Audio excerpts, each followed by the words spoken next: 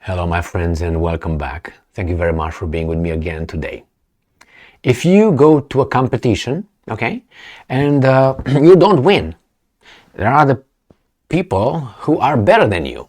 What are you going to do? You, like a normal person, like a fair, honest person, you're going to go and, not this, but I have figured out something here. You're going to go back and train.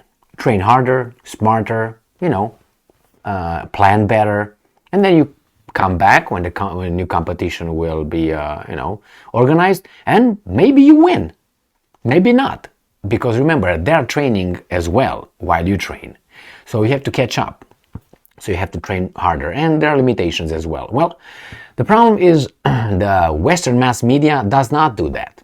The Western mass media is crying right now that they're losing the propaganda war to the Russians, to Sputnik, Russia Today, and others. And what do you think they will do? Instead of starting telling the truth, not that the other ones are telling the truth, but anyway, telling the truth once in a while, they try probably to kill the competition. So instead of training harder, you're going to show up next time and you're going to ban A, B, C out, and I'm going to win because I'm going to be the only one. So this is what happened so far in Europe with certain Russian media outlets and Al Jazeera and others. All right, they said, oh, well, you know what, maybe you can't do this, oh, maybe you can't do that. And they were celebrating, I think 2 days ago, Russia Today in France closed its business, something like that, bankrupt, or because of the audience. But somehow in Germany, Russia Today is thriving.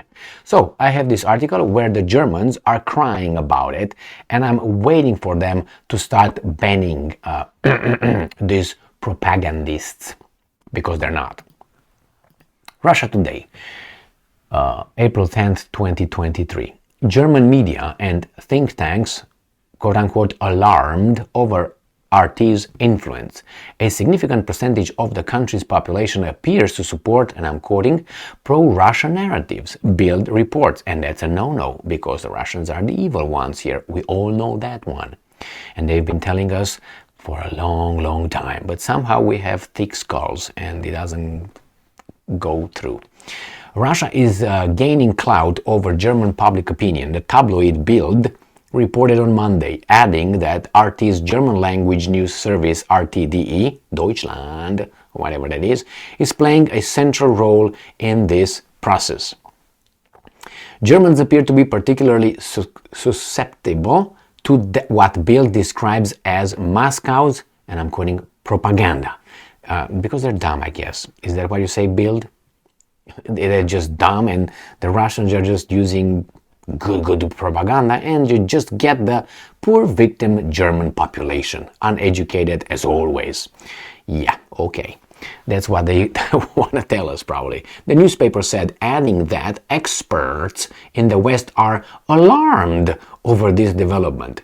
The tabloid then blamed this tendency, let's see what they blame it on the, and I'm quoting, historically friendly relations between the two nations, as well as the legacy of East Germany, which was once a part of the socialist camp, and a large number of Russian-speaking people living in Germany nowadays. Hey, diversity is our strength. I forgot that one, you can't say that. The paper then admitted that pro-Russian views have been spreading both among native Germans and the Russian-speaking part of the population. Now, keep in mind, this comes from Russia Today. This article comes from them, so obviously they did no wrong here. The Russian media, such as RTDE and SNA, the German language version of Sputnik news agency, play a key role in this, Bild said, citing a report by the Central of Information Resilience, CIR, which is a group of, and I'm going, open source investigators. Yeah, okay. They're funded by the UK Foreign Office. They're so independent that they're funded by UK Foreign Office. And the US State Department. That's so open source investigators. You gotta be kidding me. Among others, reports published by RTDE then find their way to, and I'm quoting, many German websites, Bild reported. Germany's Center for Liberal Modernity, Lib think tank even dedicated a lengthy analytical paper to RTDE's role in modern Germany as part of its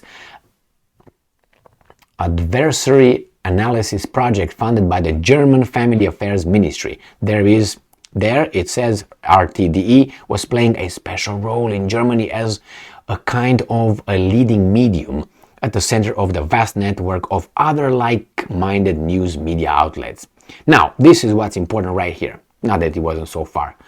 A survey carried out by Berlin Center for Monitoring, Analysis and Strategy in November 2022 showed that 1 in 5 Germans agreed that Moscow had no other choice but to respond to NATO's provocations, end quote, by launching a military operation in Ukraine. Oh my God, 1 in 5, that's not good. The paper said. Now, another 21% of respondents partly agreed with this statement. It added. So that would make about what, 40? So over 40% of Germans either partly or fully supported Russia's position on the ongoing conflict, the report said, adding that the Russian narrative, and I'm quoting, fell on fertile ground in Germany. Wow. Now, I want to talk about this right here. This is the argument these guys bring why this is occurring, or at least part of the argument. So let's see. Blame this tendency on a historically friendly relations. I don't really think about that after the Second World War and the First World War, but the Second World War, I don't think the historically friendly relations still stand. Okay? Now you can look back in before in 1800s, 1700s, so on, but even then, Germany was not a state then. So what are you talking about? Germany became a state in what? In the 19th century. Zero, if you know what I mean. No disrespect, but that's a reality when, what's his name, Blood and Iron, that's what he built it. Chancellor, what the hell is Bismarck? Jesus, Otto von Bismarck, Jesus Christ.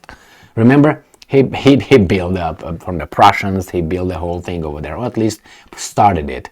Now, between the two nations, there was a legacy of East Germany. Well, that's not a positive legacy, because they were under the occupation, according to Germans. What are you talking about? So strike two, idiots, which was once a part of the socialist camp.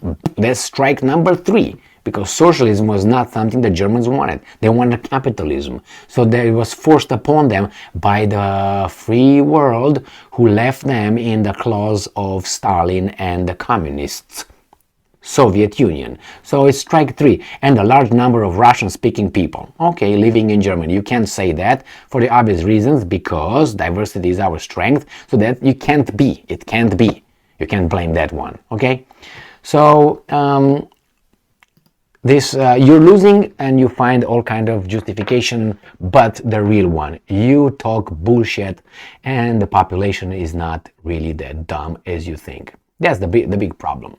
And unfortunately, the Russians say something, and there are people like others who spread the word in a certain way, and people who have a attention span of more than 3 minutes will realize historical events, let's say the attempts of the Russians to discuss their security concerns, ignored by the United States of America, up till they try to discuss it up till December 2021.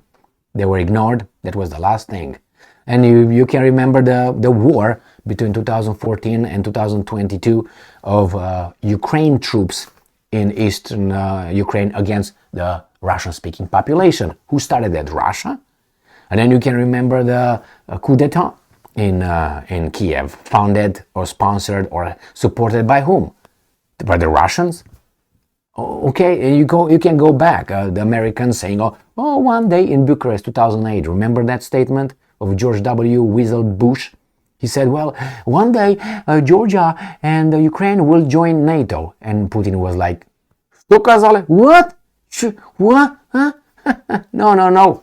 Lavrov, Peskov, guys, Shoigu, build it. That was the moment when Putin said, okay, man, do this play any role? Okay, another one. The NATO expansion eastward towards whom? Towards Russia. Never wanted to include Russia in NATO. Never. Putin asked Bill Clinton, if you remember. Hey, maybe once in the future, maybe in the future, we will join NATO. And you know what Bill Clinton said? No, Russia is too big, doesn't need NATO. Because you're the ones we want to. And then was when he just got to be, I think, appointed by, what's his name? Yeltsin. Whatever. So that's a lot of history that some people remember, some people read about it, some people have it here and look over it. And then again, placing missiles in Romania and Poland to deter Iran. Jesus Christ, really? Look over this and you find where Iran is. Sorry, buddy. Sorry. Let's put United States there. All right. America.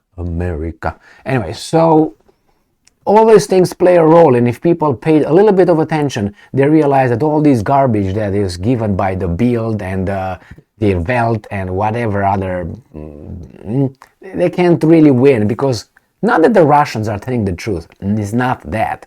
But if you lie a few times, you lose all credibility, and I think they lost credibility, and the other ones did not have any to start with. Thank you very much for being with me again today. Stay strong, stay smart, look for the truth, and be just.